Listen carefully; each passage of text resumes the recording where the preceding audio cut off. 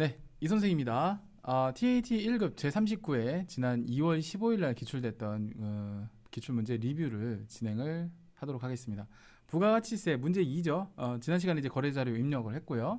부가가치세 관리 11점 이렇게 출제가 되는데요. 항상 정해져 있어요. 1번은 무조건 지금 보시는 것처럼 수정전자세금계산서 발행 6가지 수정사유 중에 하나를 돌아가면서 출제를 하고요. 그 다음에 문제 2번이 이제 신고서 작성이거든요. 가산세 계산. 그래서 이제 이게 돌아가면서 나와요. 세 가지 중에 하나가 예정 누락 확정 반영, 그 다음에 지금 보시는 기한 후 신고, 그 다음에 수정 신고 이렇게. 참고로 이전 2020년 개정세법이 지금 반영이 된 문제가 이제 4월달 시험은 코로나 때문에 건너뛰고 이제 6월달 요번에 이제 6월 13일 날 보는 건데 지금 이제 촬영 시점이 5월이거든요. 그러니까 이제 한 달 좀 안 되게 남았죠. 자, 그런데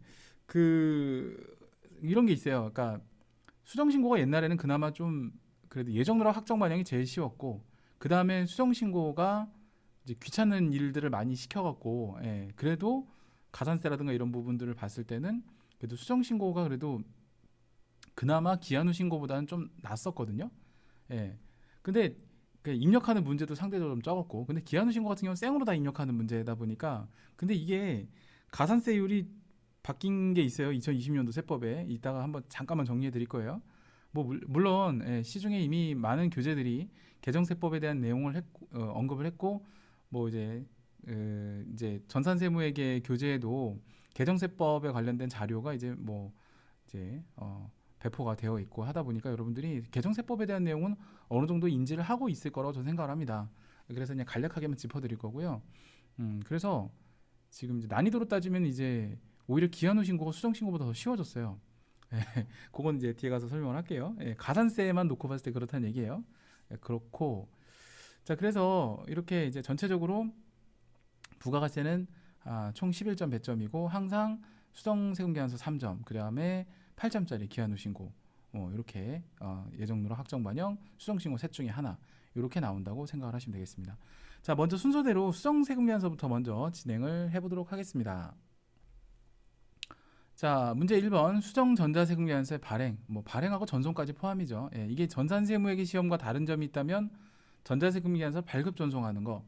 그러니까 우리가 이제 전산세무회계 시험에서 수정세금계산서 나오면 그냥 두드리면 됐잖아요, 그죠? 근데 그게 아니라 이거는 수정사유를 선택해서 발급 전송까지 내는 아주 깔끔한 그런 문제가 다 나와요. 그래서 상당히 실무에 많이 근접하죠. 100% 실무랑 똑같진 않습니다만 상당히 실무에 많이 근접한 시험이라고 볼 수 있습니다. 현존하는 시험 중에서 다른 건 몰라도 그냥 이 부가가세만 놓고 봤을 때는 전체적으로 실무에서 하는 그 사이클을 그대로 가급적이면 출제를 하려고 노력을 한 부분이 있어요.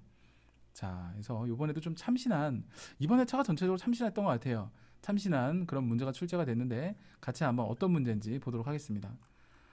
세금계산서가 일단 주어졌죠. 이게 당초에 발급 전송된 세금계산서라는 뜻이에요. 일단 그렇게 해석을 하시면 되겠고 항상 AT 시험은 이제 평가 문제를 먼저 읽으시고 자료 설명을 보셔야 되는 부분 그리고 위에 있는 그림을 보셔야 되는데 평가 문제를 보니까 수정 사유에 따른 수정 전자세금계산서를 발급 전송 뭐 그다음에 요건 이제 F3번 눌러서 하는 게 있어요.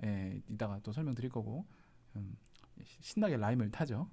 그리고 이거 이제 외상대금 및 제품 매출을 음수 처리하고라는 얘기는 그냥 프로그램에서 하는 대로 가만히 놔두라는 뜻이에요.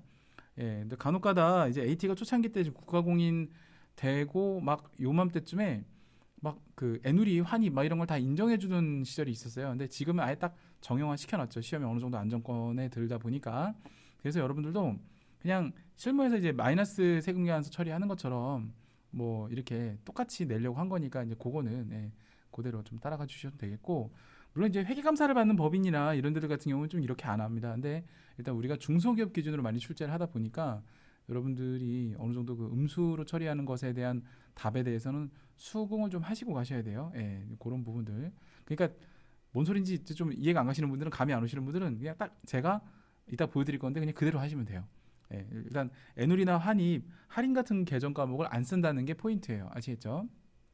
근데 이게 또 공부 많이 하신 분들은 좀 이해가 안 갈 수도 있긴 해요. 근데 일단 메인 매출표 입력해서 수정전자세금에서 발급할 때는 그냥 프로그램에서 하는 대로 반영되는 대로 그냥 하시면 되겠다. 이제 요게 포인트라고 보시면 되겠고 자료 설명을 보시면은 제품을 공급하고 발급한 전자세금 계산서 위에 있는 내용 얘기하는 거고요. 동양유리라는 이제 상호의 사업자 등록번호가 원래는 이건데 지금 보시면 잘못 나와 있죠. 예, 기재사항이 잘못된 겁니다. 이건 기재사항 착오 정정에 해당되는 수정 사유에 해당되는 내용을 이제 문제를 푸시면 돼요. 그리고 뭐 다 똑같습니다. 나머지는 다 똑같겠죠. 근데 이게 잘못 기재가 됐어요. 실수로 이제 기재하여 발급. 이게 이제 필요적 기재사항에 착오가 생기면 그것을 정정해야 되는 상황이 생기죠. 예. 그래서 필요적 기재사항, 즉 기재사항 착오 정정에 해당되는 내용이 되겠습니다. 그래서 회사 코드를 별도로 만들어 놨어요. 3002번. 지금 이제 이따가 보시면 동양유리가 3001번 코드인데 이거를 3002번으로 바꿔서 기재사항 착오를 정정해라. 이런 내용이 되겠습니다. 상당히 참신한 문제가 아닐 수 없네요. 그죠? 자, 그러면 이건 어떻게 하느냐? 일단 이 날짜를 가요. 4월 8일 날 메인 매수표를 가서 수정 전자세금 계산서를 발급을 해보도록 하겠습니다.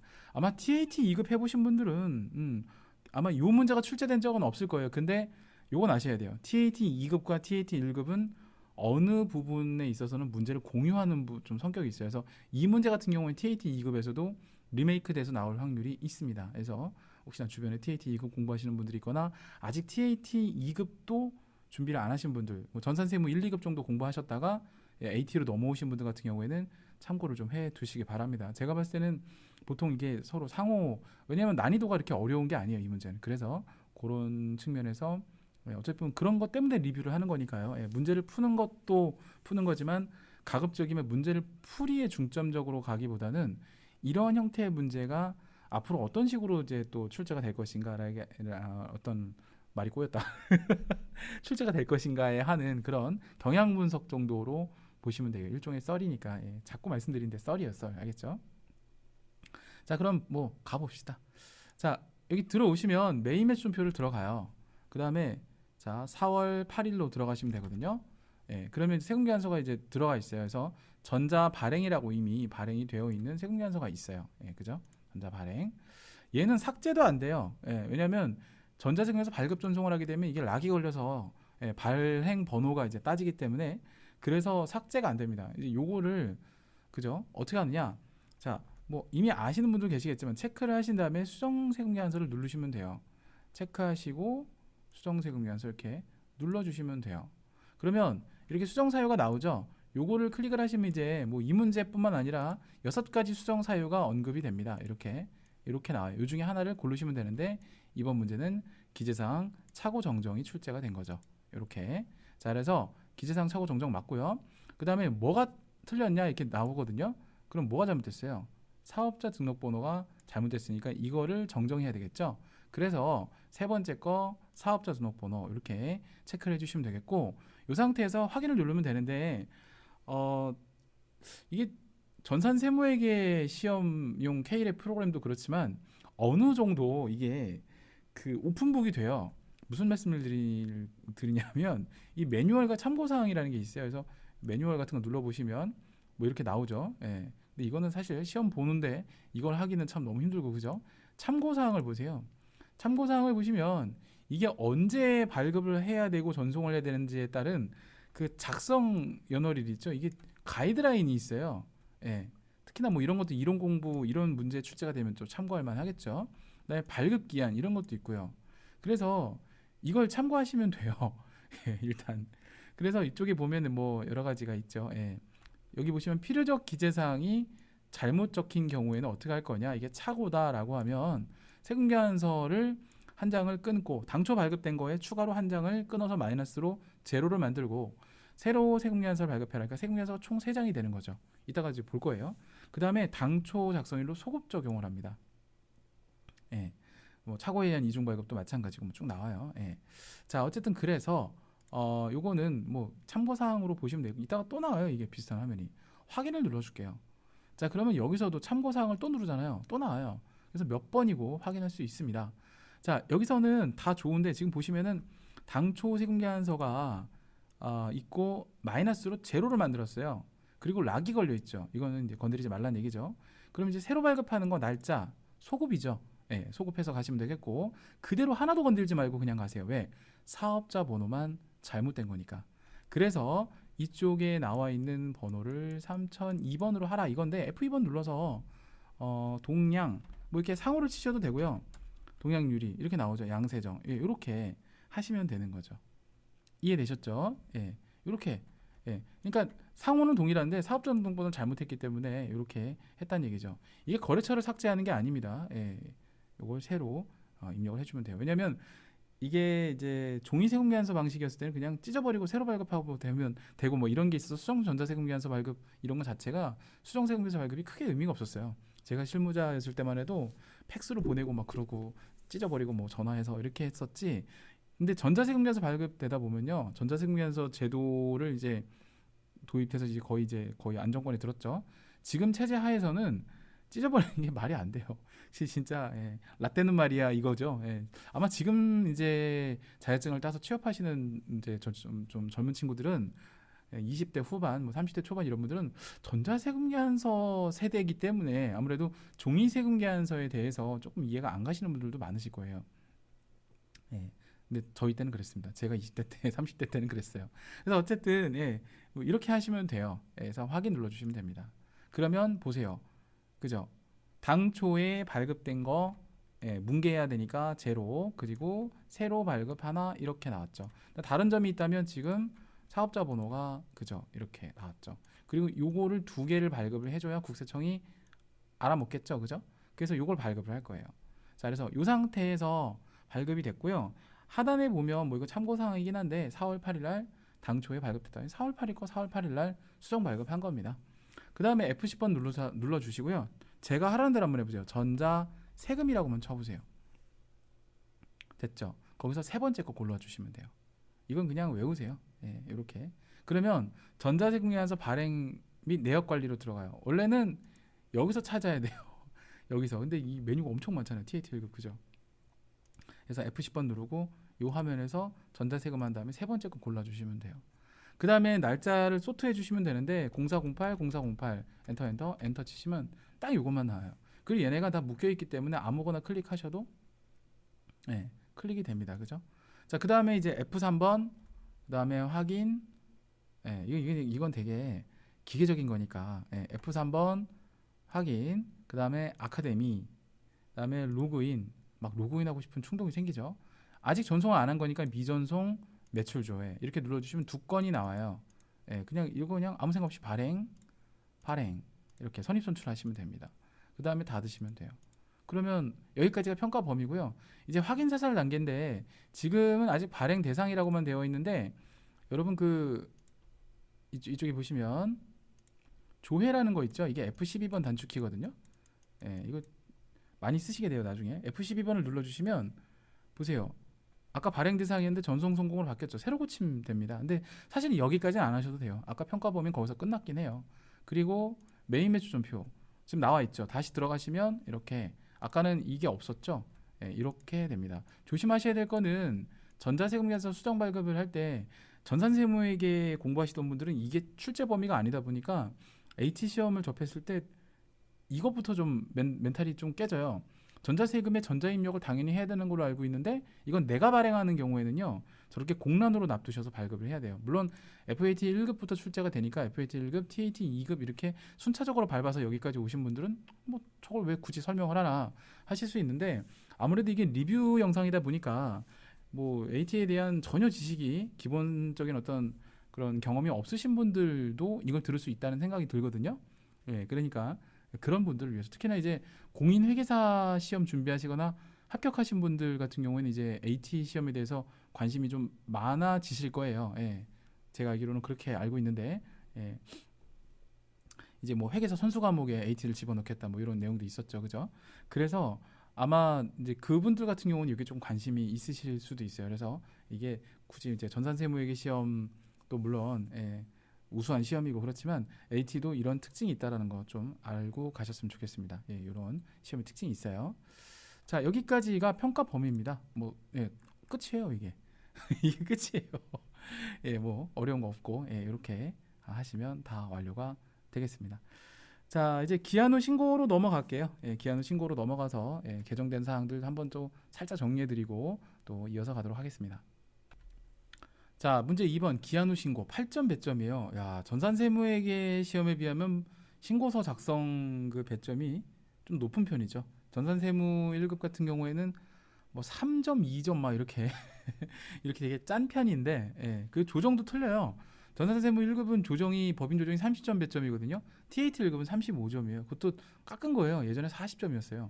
예, 세무조정 배점이 40점이었어요. TAT 1급 초창기 때 국가공인 되기 전에는 제가 1회 때부터 계속 시험을 봤는데 예, 그때는 8대 2였어요. 이론이 20점, 실무가 80점. 예, 뭐 그랬는데 지금 이제 똑같이 7대 3이죠.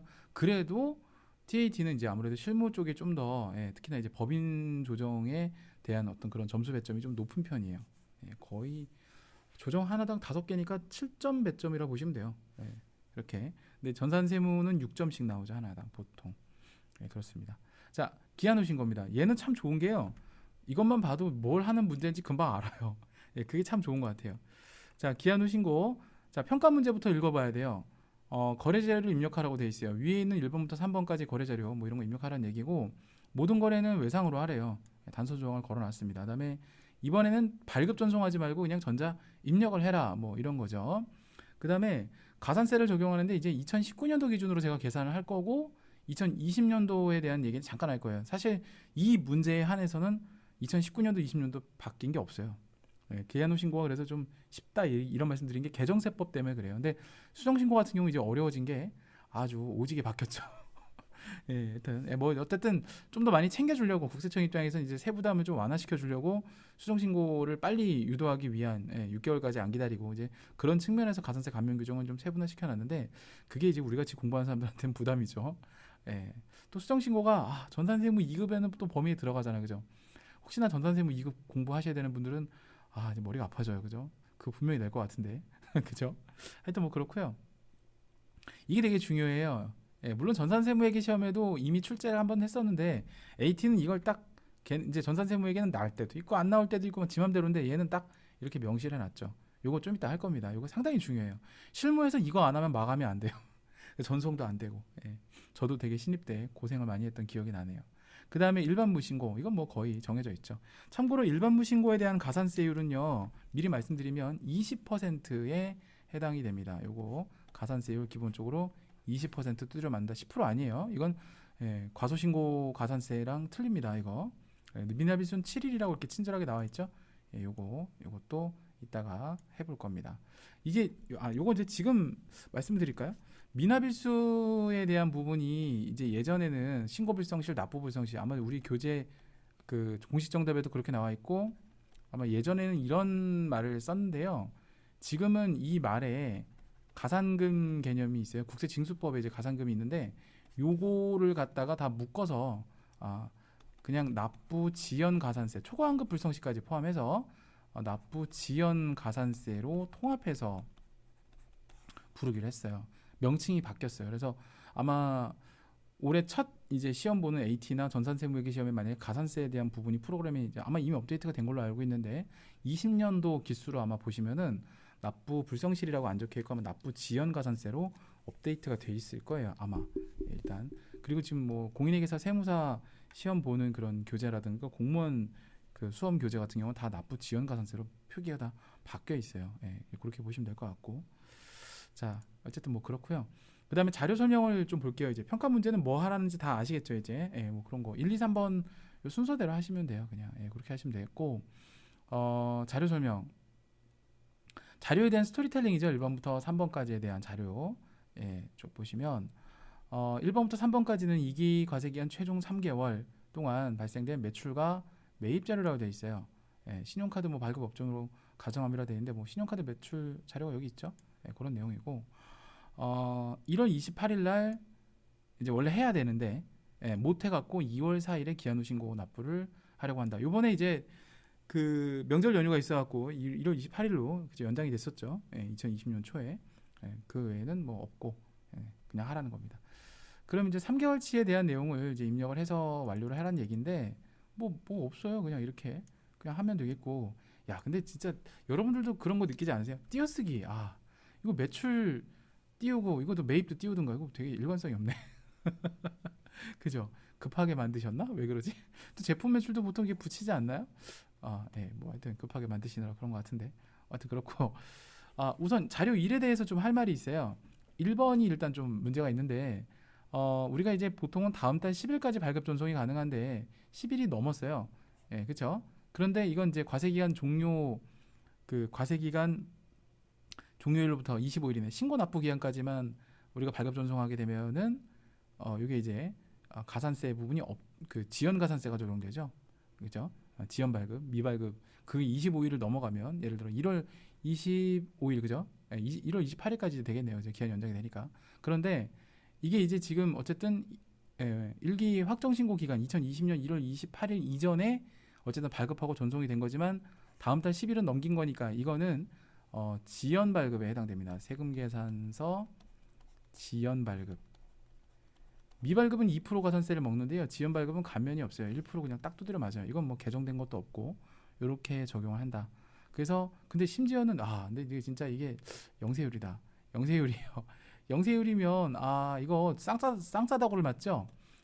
영세율 세금 계산서를 잘못하면 이것도 두드려 맞지만 그죠? 모두 두드려 맞아요? 네, 맞아요. 네, 여기 영세율이기 때문에 영세율 과세 표준 신고 불정실 이것도 뚜려 맞아요. 그러니까 좀 정리를 해보면 기한 후 신고는 좀 쉽다고 말씀드린 게 1번, 2번, 3번만 그냥 추가로 입력하면 돼요. 예. 그냥 저 작성 일자에 맞춰서 다 입력하면 되는데 이제 가산세를 판단하는 부분이 이 부분이 조금 여러분들이 와닿지 않는 부분들이 있을 거예요. 연습을 많이 하지 않고서는 요즘에 또 전산세무 2급이나 TAT 2급은 뭐 당연히 이 부분을 다루진 않고 있는데 보통 TAT 1급 도전하시는 분들이 전산세무 2급까지 해보시고 오시는 분들이 많은데 요즘에 전산세무 2급이 가산세를 잘 안 내요. 수정신고도 잘 안 나오고 그러다 보니까 뭐 좀 가산세에 대해서 좀 약하더라고요. 요즘 공부하시는 수험생분들이 또 외우는 거에 대해서 좀 익숙하지 않고 또 K11 또 그런 게 있죠. 예, 그 작성 방법 켜기를 누르면 가산세율이 거기 다 나와요. 굳이 외울 필요 없어요. 저도 수업할 때 학생들한테 외우지 말라고 하거든요. 근데 뭐 자주 하다 보면 이제 시나브로 가랑비 옷젖듯이 알게 되는 게 가산세라 저도 뭐 굳이 외우라고는 얘기 안 합니다. 어쨌든 그건 알고 계셔야 되고 요것만 특이사항이에요. 나머지는 그냥 쭉쭉 다 순리대로 입력하시면 됩니다. 그냥 작성일자에 맞춰서 쭉쭉 입력을 하시면 돼요. 다 외상으로 하면 되겠고 자 그러면 순서대로 한번 해볼게요. 제가 뭐 분계를 우리 TAT 1급인데 내가 굳이 분계까지 해주지는 않아도 될 것 같아서 바로 입력을 한번 해볼게요. 일단 전표 입력이 먼저입니다. 예. 그래서 자 11월 20일 자 12번 영세 요거는 이제 AT 자격증 시험은 전산세무회계랑 좀 다른 게 영세율 구분 입력하는 게 없어요. 뭐 수출하고 16번 수출과 12번 영세 같은 경우에는 그 입력을 해갖고 영세율 구분 뭐 1번, 3번 하는 게 있는데 그게 없어요. 그리고 일단 뭐 품목은 제품 수량 단가 없으니까 4,250만 원 영세율이죠. 그 다음에 금호유리 뭐 이렇게 하시면 되겠고 전자 입력하라고 했으니까 하시면 되겠고 외상 이렇게 하면 돼요. 예, 이렇게 하시면 되겠고 그냥 12월 22일 자, 요거 이제 기계장치 이제 하나 더 있지 참 기계장치 하기 전에 제품 매출 얘는 이제 과세 제품 매출 요것도 2,500 그 다음에 얘도 대동유리 이렇게 또 전자 입력 외상 이렇게 하면 돼요. 얘는 그냥 뭐 격가지로 집어넣은 것 같아요. 자 그리고 25일 크리스마스인데 기계장치를 샀네요. 크리스마스 때 기계장치를 사나? 자 어쨌든 기계장치 그다음에 2천만 원 그리고 한일기계 이렇게 그다음에 하시고 요거 이제 조심하셔야 돼요. 외상은 외상인데 이걸 또 외상이라고 하시면 작살 나는 거죠. 기계장치 그다음에 미지급금 뭐 이 정도는 뭐 TAT 1급인데 그죠? 걸러내실 수 있을 거라 생각을 합니다. 그다음에 다시 12월 30일 자 17번 카과라고 하시고 여기 카드는 현대카드 그죠?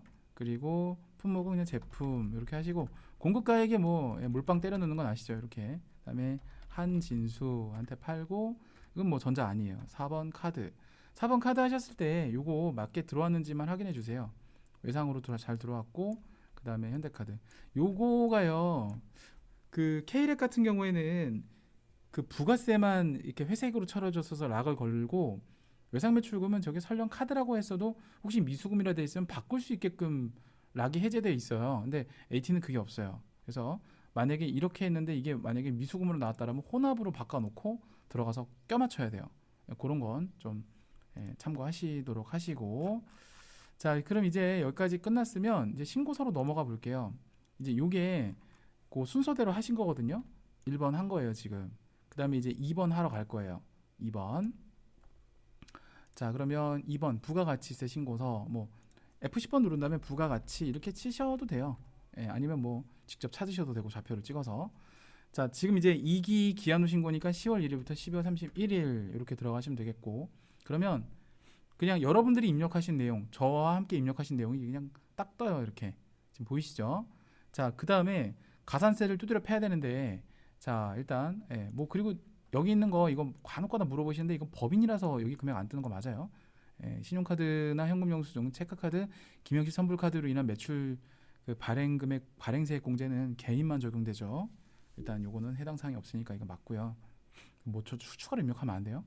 그 다음에 이게 K랩 프로그램 다뤄보신 분들은 뭐 비슷하네 하실 수 있는데 인터페이스가 조금 다릅니다. 이게 K랩 프로그램은 하나 칸을 이제 넣으면 여기 벙 하고 뜨잖아요. 근데 얘는 더블 클릭해서 안에 진입해서 입력하는 방식이에요. 그래서 그거 좀 조심하셔야 될 것 같고, 우선 여기까지 하시면 되고요. 이게 이제 작성한 거고, 요거는 맨 나중에 할 거예요. 왜냐면 가산세를 적용한 다음에 해야 되거든요. 그래서 요 상태로 일단 놔두시고 가산세를 더블 클릭해 주세요. 그럼 여기 나오죠. 요 상태에서 제가 간단하게 가산세 계산을 좀 해보도록 하겠습니다. 칠판에 판서를 별도로 좀 해서 가산세 계산을 좀 해볼 거예요. 자, 아까 문제에서 우리가 했던 내용들 이제 정리를 좀 해볼게요. 일단 우리가 매출하고 매입을 동시에 누락을 했죠. 매출 누락상 한번 정리해 볼게요. 우선 11월 20일자 영세율 매출 하나 누락했어요. 기억나시죠? 그래서 요거 영세율 공급가액이 4,250만 원, 부가세 빵 요렇게 하나. 얘는 가산세를 두드려 맞을 때 두 개를 두드려 맞아요. 그쵸?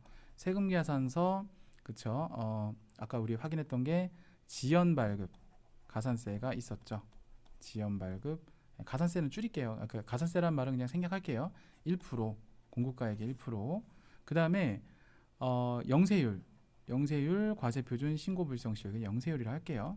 얘는 0.5%를 두드려 맞아요. 이따가 또 다시 한번 볼 거고, 그리고 12월 22일은 가산세가 이제 별도로 따로 매기는 건 없지만 적법하게 발급 전송을 했다 할지라도 뭐 공급가액에 대해서는 안 두드려 맞고 250만 원 요 세금에 대해서, 그러니까 이제 얘는 요거에 대해서 두드려 맞는 거고 얘는 얘에 대해서 두드려 맞아야 돼요. 공급가액은 그냥 안 적을게요. 그래서 여기에 대해서 신고불성실 두드려 맞고 납부불성실, 2019년도 기준으로 하면 납부불성실이 되겠죠. 요걸 두드려 맞고, 요 가산세율은 뭐 이따 한꺼번에 정리할게요. 그 다음에 많이들 이제 여러분들이 좀 헷갈려 하시는 게 요게 매입 누락인데 이건 그럼 어떻게 해야 되느냐. 12월 25일 기계장치 산 거, 이게 적법하게 뭐 업무용으로 사용하는 게 맞고 매입세액 공제에 크게 특이사항이 없는 거라면 200만 원만큼은 요거 이제 빼줘야 돼요. 이렇게 빼주시는 게 맞죠. 그래서 이거는 신고 납부 계산을 하실 때 적용을 합니다. 차감을 하면 돼요. 그래서 얘는 요기 할 때 더해주시는 부호, 얘는 이거 할 때 빼주시는 부호라고 생각하시면 돼요. 그 다음에 매출이 하나 더 누락된 게 있었죠. 12월 30일자 요것도 그냥 세금만 따로 떼서 계산하시면 요거 20만 원 요거가 추가가 되니까 얘도 역시 신고불성시 가산세하고 납부불성시 가산세 둘 다 두드려 만다 이렇게 보시면 돼요.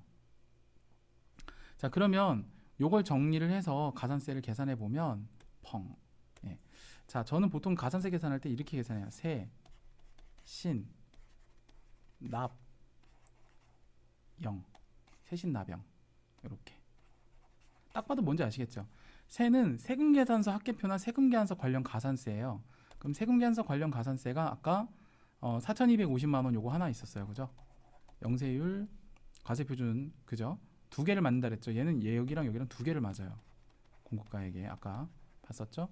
얘는 그냥 지연발급이니까 1%, 42만 5천 원 하나 두드려 맞고, 얘는 0.5%의 가산세율을 적용을 해요. 그리고 1개월 이내 신고니까 50% 감면해서 요거는 10만 6,250원 나옵니다.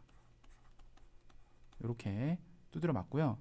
그 다음에 신고불성실 가산세를 보셔야 되는데, 일단은 누락된 매출세액이 250만 원 있었고, 또 하나 있었어요. 20만 원 신용카드, 그리고 여기서 빼기 누락된 매입세액 기계장치 12월 25일 날 산 거, 요렇게 여기에 곱하기 무신고기 때문에 20%예요. 일반 무신고 곱하기 50% 감면, 요렇게 적용을 하시면 돼요. 그럼 요게 7만 원이 나옵니다. 7만 원. 그 다음에 요거 계산해 보면요, 이렇게 풀어보면 70만 원 나오거든요. 그래서 요거 그냥 속산해서 70만 원이다라고 놓고 계산해 보면요, 70만 원. 그리고 이따가 입력할 때도요, 이거 70만 원으로 입력하셔야 돼요. 이따 뭐 이건 전산세무 2급까지 해보신 분들은 뭔 소린지는 아실 거예요. 예. 그래서 요게 미납일수는 7일 곱하기 요게 만분의 2.5죠. 예. 만분의 2.5. 그래서 요게 1225원 나옵니다. 그럼 이제 지금 여기서 요거랑 요거 입력하셔야 되고, 그 다음에 이제 공급가액 요거랑 그다음에 요 70만 원 요거 요렇게 입력을 해주셔야 돼요. 빨간색으로 동그라미 친 게 우리가 가산세 명세란에 입력해야 될 부분들입니다. 그래서 이렇게 정리를 하면 되겠고요. 세법 개정된 부분에 대해서는 뒤에 붙여서 설명할게요. 일단 여기서 요거는 닫겠습니다. 자, 그래서 요거를 그냥 그대로 두드려 주시면 되거든요. 그래서 자, 어떻게 두드려 주느냐? 자, 우선 여기 보시면 세금계산서 지연 발급 등이라고 되어 있어요. 보이시죠? 여기에 4,250만 원을 쳐줍니다. 이렇게. 그러면 지가 알아서 계산은 나와요. 이렇게 여기 함수값이 들어가 있어서 지가 알아서 일단 계산은 나옵니다. 일단 끝났고, 그 다음에 또 하나 있어요. 납부불성실하고 신고불성실인데, 신고불성실은 지금 보시면 여기에 입력하는 게 아무것도 없어요. 그죠? 그래서 아래쪽을 보시면 입력하는 화면이 보이실 거예요. 일반, 부당, 과소. 수정신고 같은 경우에는 이제 여기에다가 입력을 보통 하시고요. 부당은 잘 안 내니까 지금 우리가 입력하는 기한신고 같은 경우에는 여기다 입력하시거든요. 파란색으로 테두리 친 부분 여기로 커서를 가져가신 다음에 여기서 아까 우리 계산한 금액 70만 원이에요. 예, 그러니까 누락된 매출세액에서 누락된 매입세액을 빼고 난 나머지가 신고불성시 계산 대상 납부세액이다. 이렇게 보시면 돼요. 추가 납부세액, 미납부세액이죠. 그러니까 미달납부세액 7만 원 이렇게 계산하시면 되겠고, 다시 여기 올라가시면 여기 그쵸, 입력한 내용이 여기 반영되죠. 여기서 입력한 내용이 여기에 지금 반영이 되는 걸 눈으로 확인하실 수 있어요. 그죠? 여기서 끝났고, 그 다음에 뭐 계산하는 게 힘들어서 그렇지 입력하는 건 쉬워요. 자, 요게 조금 이제 적인데, 이거 그냥 무시하시고 여기다 그냥 이렇게 입력하셔도 돼요. 해도 되는데 실무에선 이렇게 안 합니다. 일단 어떻게 하냐면, 일단 이거 삭제해 볼게요. 이렇게 하시고 지금부터 습관을 들여 놓으세요. 당초 납부기한이 언제였어요? 2020년 1월 28일이었죠. 그리고 시험 문제에서 2020년 2월 4일 날 낸다 그랬잖아요. 보세요. 이렇게 나오는 게 원래 맞습니다. 그래서 뭐 물론 제가 알기로는 평가 범위에서 이걸 안 집어넣은 걸로 알고 있어요. 근데 그렇게 해서 자격증을 따갖고 시험장 실무에 취업하시면 진짜 혼나요. 저도 혼났어요. 일단 마감 오류가 생길 거예요, 아마. 그래서 일단 이렇게 하시는 게 원래 맞습니다. 우리가 미납일수 7일이라는 거는 문제에서 여러분들 편하라고 주어진 거지, 사실 여러분들이 따져 보셔야 돼요. 아시겠죠? 그래서 요거는 이렇게 하시는 게 맞습니다. 이게 정석입니다. 아시겠죠? 프로그램의 편의 기능을 활용하시는 게 맞아요. 알겠죠? 자, 이렇게 가시면 될 것 같고, 좋습니다. 그 다음에 창을 닫아 주시면요, 이렇게 그럼 가산세가 계산이 나와요. 지금처럼 가산세 계산이 나오고,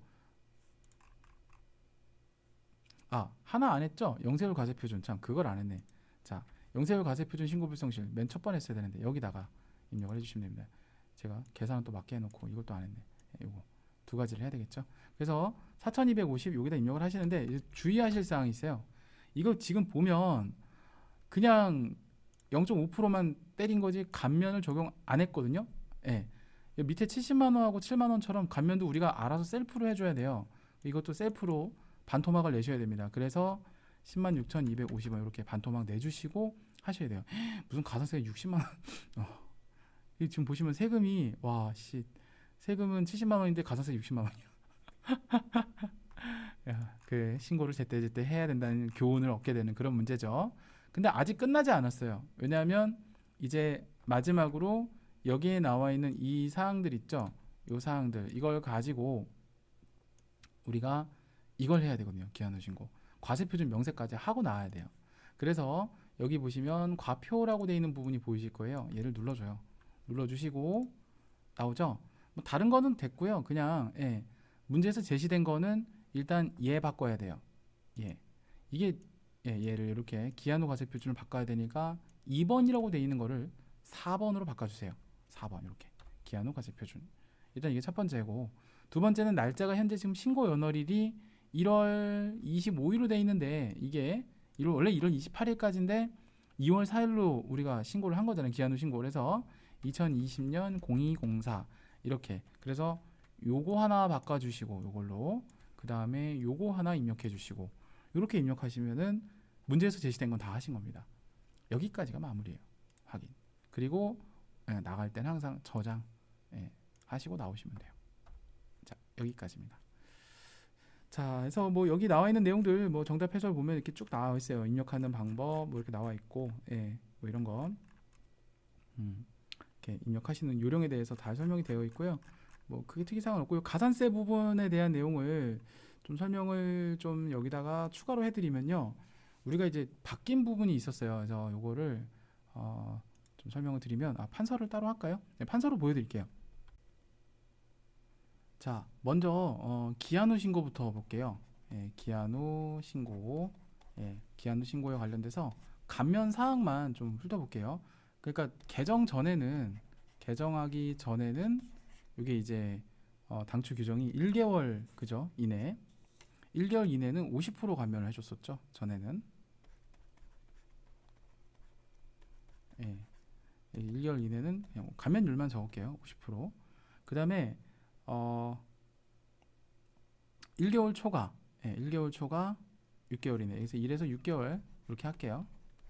요 이내에 1개월 초과 6개월 이내 신고하면 그냥 20% 감면해주고 끝이었어요. 그런데 개정을 하고 나서 이제 취지는 그거예요. 신고를 조금 너무 이렇게 하면 늦게 할 수도 있으니까 세금을 조금 빨리 걷어보려고 유인하는 거죠. 그래서 요거는 똑같아요. 1개월 이내에 50% 감면은 똑같아요. 그래서 제가 문제 풀 때 이게 개정사항이 뭐 반영이 적용이 안 된다 이 문제에 한해서는 보통 여태까지 근데 H 출제 문제들이 대부분 1개월 이내로 출제를 했기 때문에 뭐 이거는 딱히 뭐 여러분들이 기존에 알고 계셨던 거랑 크게 차이는 없어요. 근데 이제 요게 이제 달라졌는데 1개월 초가 중간에 낑긴 게 이제 3개월 이내가 생겼어요. 좀 더 신고를 유인하기 위해서 아마 올해 출제가 되면 이게 개정된 거고 여러분들이 좀 알아야 된다고 생각하면 출제위원들이 이걸 내지 않을까 싶거든요. 제가 봤을 때는 요게 이제 30% 감면해주는 부분이 있어요. 그리고 이건 안 나올 것 같은데 3개월 초가 6개월 이내는 뭐 종전처럼 이제 20% 해주고 요게 있는데 제 생각엔 요게 안에서 출제가 또 되지 않을까 싶은데 요 부분은 조금 알아두세요. 알겠죠? 요 부분은 이제 요게 첫 번째 이제 여러분들한테 드리는 말씀이고 또 하나 볼까요? 이번엔 수정신고. 수정신고는 진짜 뭐 하여튼 개정 전 종전에는 여러분들 알고 있다시피 3단계밖에 없었어요. 그래서 6개월 이내에 수정신고를 하게 되면 50% 감면해줬죠. 그래서 6개월 이내 수정신고를 만약 감면하면 50% 감면해줬고 그 다음에 6개월 초가 1년 이내로 만약에 하게 됐다 라고 하면 이거 20% 해줬어요. 많이 안 해줬어요. 그죠? 그 다음에 1년 초과 2년 이내에 만약에 이제 수정신고를 했다라고 하면 요건 10% 해줬어요. 그죠? 그런데 이게 이제 개정이 된 거를 보면 엄청 세분화됐어요. 일단 개정이 된 걸 보면은 첫 번째 구간이 1개월 이내가 있어요. 기한후 신고처럼. 근데 이제 기한후 신고처럼 50% 해주는 게 아니라 무려 90%를 깎아줘요. 와, 이건 뭐 그냥 빨리 신고하라 이거죠. 그 다음에 1개월에서 이제 6개월이 아니라 3개월 구간이 또 생겼어요. 이제 좀 세분화 시키는 거죠. 이게 75%. 많이 해주죠, 그죠? 그 다음에 이제 3개월에서 이제 6개월, 요게 이제 50%. 예, 이제 이러면 좀 신고를 많이 하지 않을까, 빨리, 그죠? 예, 벌써 차이가 45% 나잖아요, 그죠? 예, 여기까지가 이제 그렇고, 이제 중간에 또 6개월 초과 1년 이내에 있잖아요. 예, 요거는 30%예요. 20%가 아니에요. 또, 예, 요거 여기 바뀌었어요, 이게. 그 다음에 좀 칸이 모자랄 것 같으니까 여기 위에다 좀 쓸까요? 두 개를 더 써야 되는데 잘릴 것 같은데 왠지. 예, 여기다 쓸게요. 아, 요 위에다 쓰자. 자, 1년. 이렇게 흑역사가 1년 이내, 1년 초과 2년 이내. 예. 1년 초가 이거 봐. 멘탈도 나가는 거 봐. 1년 초가 1년 6개월이 생겼어요. 와 씨. 1년 6개월은 이거 20%예요. 예. 그리고 마지막으로 나도 이거 보면서 참 그랬는데 1년 6개월 초과 2년 이내다. 그럼 이제 10% 해주는 거예요. 이런 식으로. 예, 이렇게 됐는데 제가 봤을 때는 여기까지 범위 내에서 아마 출제가 되지 않을까 싶고, 예, 또 이건 그냥 예, 여기는 제가 봤을 때는 안 나와요. 나올 수가 없어. 제가 봤을 때 이러면 뭐 프로그램 뭐 다 바꿔야 되거든. 제 생각에는 어렵게 나오면 전산세무 1급 정도는 뭐 미친 척하고 이거 한번 낼 수도 있고, 거의 제가 봤을 때 이 두 가지에서 많이 나오지 않을까 싶어요. 어차피 뭐 이거는, 예, 이건 뭐 우리가 알고 있는 일반적인 평타니까 뭐 그렇다고 쳐도 이 둘 중에서 나오지 않을까. 예, 전산세무 1, 2급이나 TAT 1급에서는 만약에 수정신고 문제가 나오면 90%나 75%, 예, 어떤 취지는 그거니까 빨리 신고를 해서, 예, 가산세 감면을 받아라라는 취지이기 때문에 좀 공인회계사 입장에서도 이건 국민들이 좀 알아야 된다. 예, 이런 개념에서 시험 문제 출제할 수 있어요. 보통 출제위원들이 출제를 할 때는요, 그냥 던져서 점수를 맞게 해서 뭔가 자신감을 북돋아주게끔 해주는 문제들도 있지만, 혹시 틀리더라도 이런 건 좀 공부해서 알았으면 좋겠다라는 취지로 출제하는 경우도 있어요. 뒤집어 말하면 제가 출제위원 경험이 있다는 얘기죠. 예, 부인하지 않겠습니다. 맞습니다. 근데 그래서 뭐 어느 시험 출제위원인지 얘기 안 할게요. 네, 근데 어쨌든 그래서 출제를 할 때 일단 기본적으로는 그런 어느 정도의 그 단서를 가지고 출제를 한다고 생각하시면 돼요. 취지라는 게 분명히 있습니다. 그래서 의도라는 게 분명히 있고요. 그래서 그런 것들을 이제 짚어보면서 가는 것들이 중요하다라는 거죠. 예. 또 이런 것도 파악하면서 공부하다 보면 나중에 이제 실제로 공부하실 때 그 시험 문제 나오잖아요. 그렇게 기분이 째질 수가 없어요. 하여튼 그렇고요. 자, 그래서 개정된 사항까지 이렇게 한번 같이 봤어요. 예, 뭐 어쨌든 이렇게 풀어봤고요. 자, 이렇게 해서 여러분들과 함께 부가가치세 11점 배점에 있는 것들을 이번 시간엔 두 문제를, 수정 전자세금에서 발급 6가지 사유 중에서 하나가 출제가 된다고 했죠. 그리고 3가지 종류, 예정 누락 확정 반영, 그다음에 수정 신고, 그리고 기한 후 신고, 이렇게 3개 중에 하나가 출제가 되는 부가세 신고서 작성, 이렇게 2가지의 미션을 수행을 해봤습니다. 자, 여기까지 이렇게 훑어봤고요. 다음 시간에는 문제 3번 결산 4점짜리 배점되어 있는, 이게 참 특이한 게 TAT 1급 결산이 4점, 한 문제만 딱 나와요. 수동 아니면 자동 둘 중에 하나가 나오는데, 어쨌든 예, 그걸 진행을 해보도록 하겠습니다. 지금까지 시청해 주셔서 정말 감사합니다. 예, 저는 다음 리뷰 때 다시 뵙도록 하겠습니다. 여기서 인사드리겠습니다. 감사합니다.